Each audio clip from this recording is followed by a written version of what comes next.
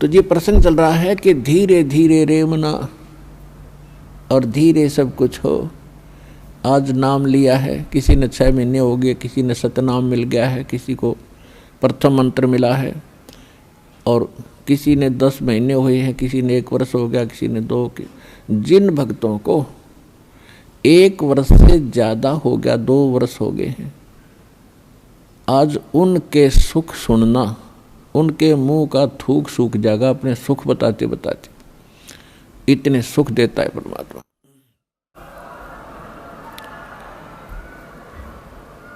और कुछ अनजान कहते हैं जी मैं 4 बार आ लिया, गणिया कोई लाभ सा विशेष नहीं हुआ। ये उसके लिए प्रार्थना है कि धीरे धीरे रेमना, धीरे सब कुछ हो, माली सींचे 100 गड़ा समय आए फलो। और दूसरा कारण ये होता है, सतगुरु के दरबार में भाई कमी कहे की ना, अनसा मौज नहीं पावता है तेरी चूक चाकरी माँ। इस सच्चे दरबार में किसी चीज की कमी नहीं है। यदि आपको कोई राहत परमात्मा से नहीं मिल पा रही है तो आपका कनेक्शन ठीक नहीं है। अपने आत्माओं, जैसे एक मेन लाइन आई है बिजली के तारों की, और वहाँ से पूरी कॉलोनी को कनेक्शन मिला हुआ है, और किसी एक व्यक्ति का पंखा नहीं चल रहा या मोटर नहीं चल रही या कोई भी आइटम नहीं चल रहा, तो उसका कोई और कारण हो सकता है। या तो पंखा खराब हो सकता है या मोटर खराब हो सकती है, उसको चेक कराओ। और सारा ही व्यवस्था नहीं चल रही कोई भी, तो आपका कनेक्शन ठीक नहीं है। तो यहाँ एक बहुत बड़ी हम गलती करते हैं कि मर्यादा ना रख के भगवान का हम आशीर्वाद प्राप्त नहीं कर पाते, जिस कारण से आप जी का वो कनेक्शन कट जाता है। कहते परमात्मा कहते औखद खावे और पत्थर है, औखद खावे और पत्थर रखे और तब पावे मोक्ष। जैसे दवाई लेते हैं, औषधि लेते हैं, तो उसके साथ कुछ परहेज भी होते हैं। तो इस मार्ग में परहेज कंपलसरी है, परमात्मा के इस मार्ग में। और परहेज वही हैं जो हमने वैसे ना करने चाहिए। बीड़ी, शराब, मांस, तम्बाकू, अन्य देवताओं की पूजा, ये तो वैसे ना करनी चाहिए। बताओ और परहेज क्या है?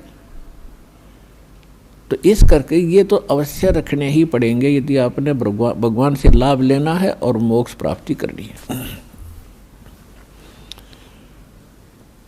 तो कहने का भाव ये है कि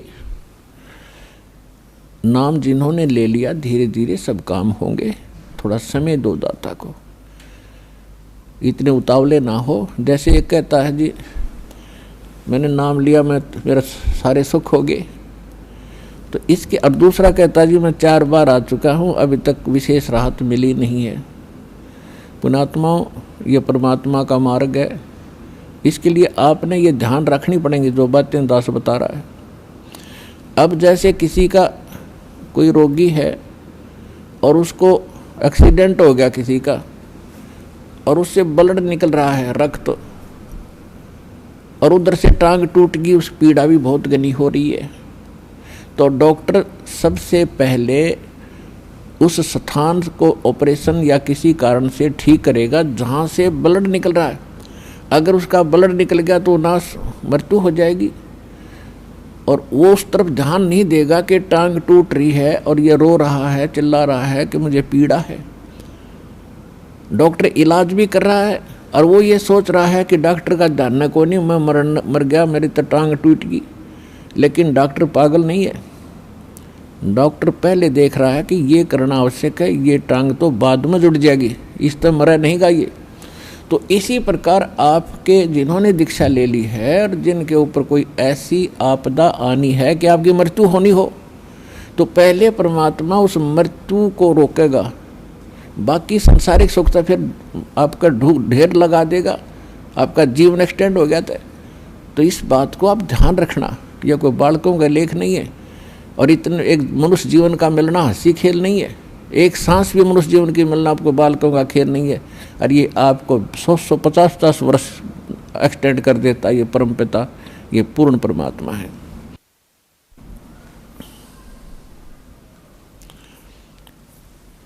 तो पुण्यात्मा, इन बातों पर ध्यान रखना जो दास आपको गाइडलाइन बता रहा है। तो इस प्रकार जिनको राहत नहीं मिल रही है वो ये ना सोचो भगवान का ऑपरेशन चालू नहीं है। आपके उन संकट निवारण के लिए परमात्मा उसी दिन सक्रिय हो जाता है जिस दिन आप इस ज्ञान को पढ़कर या ज्ञान को सुनकर और हृदय से पुकार लेते हो, परमात्मा हम आपके हो लिए, आपके बगैर मुझे कुछ दिखाई नहीं देता है। और कब बुलाओगे उसी दिन से परमात्मा आपको अपना मान लेता है, क्योंकि ये आत्मा का साथी है, आत्मा इसका अंश है। चाहे वो किसी धर्म में है, चाहे किसी मजहब में है, या किसी प्राणी के शरीर में है, कुत्ते गधे सूअर के शरीर में है। तो ये परमात्मा उसी दिन से आपको स्वीकार कर लेता है यदि आप हृदय से पुकारते हैं। और जिस समय नाम ले लेते हो फिर तो बातें खत्म हो जाती है कि आपके कोई सुनवाई ना हो या आपके संकट दूर ना हो। उसके लिए यही कारण हो जाता है कि परमात्मा पहले वो संकट टालेगा जो तेरी जान को जोखिम करेंगे।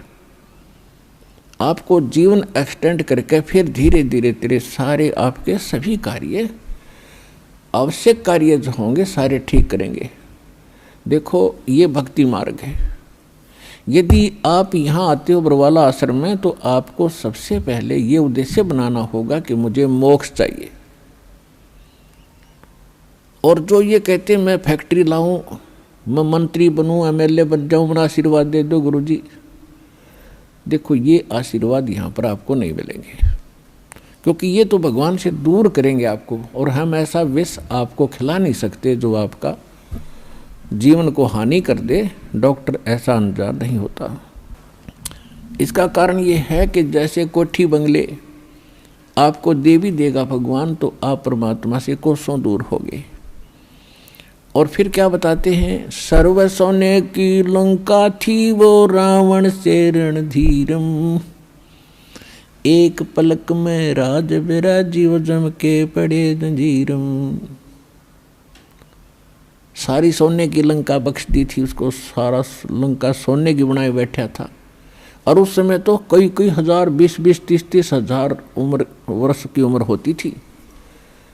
तो उसने तो आपको सोचना कोई बड़ी बात नहीं थी कि अभी ना मरूं, 30-40 हजार वर्ष जीऊंगा, क्योंकि सतयुग में लाख वर्ष की आयु होती है और त्रेता में भी 67 के अंदर 40, 50, 30 और लास्ट में कम हो जाती है।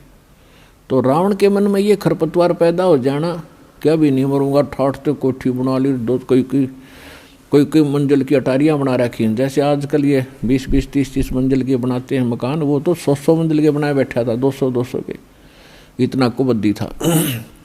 और सारे सोने के, ईंट और गारा सोने की, लिपाई सोने की। और उसने भी ये सोच रखा था भी नहीं मरूं, ऐसा बक्कल उतरा, सह परिवार नष्ट हो गया।